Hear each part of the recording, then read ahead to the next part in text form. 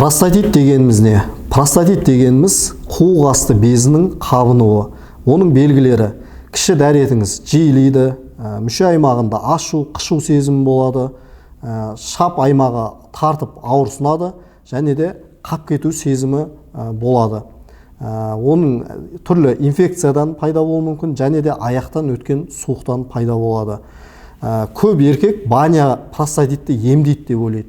Ол қате пікір. Баня простатитті емдемейді. Бұл простата безі жылдар бойы қабынады. Аяғыңыздан өткен суық, инфекция және тағы басқа түрлі факторлар әсер етеді. Және де қате ем ол простатитті ушықтырады.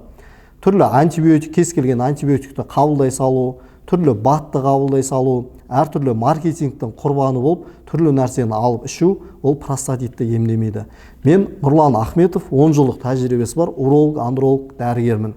Өзімнің тәжірибемде 10 мыңнан аса пациентті емдеп, 100-ден аса отбасының балалы болуына себепші болдым.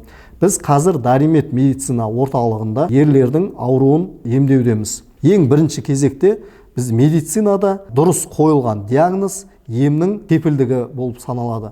Біз ең бірінші кезекте ешқандай мифке сенбей, простата безіңізді УЗИге түсіреміз, қажетінше анализдер аламыз. Соның нәтижесіне қарап, біз сізге нақты диагноз қоямыз.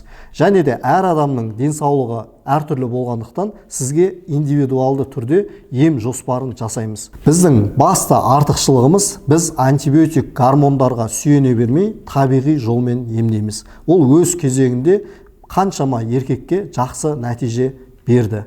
Егерде сізде кіші дәрет жиілеу, төсектегі әлсіздік, дәретке барған кезде қышу, ашу сезімі, қап кету сезімі болса, уақытты созбай бізге емге келіңіз. Простатитіңіз хронический простатитке айналады жүре берсеңіз, ол аденомаға өтеді.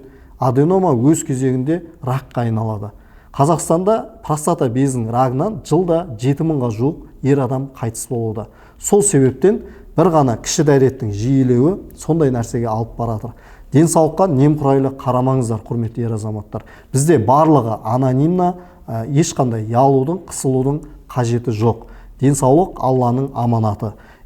Егерде емге жазылам десеңіздер, дайректке немесе жекеме жазыңыздар.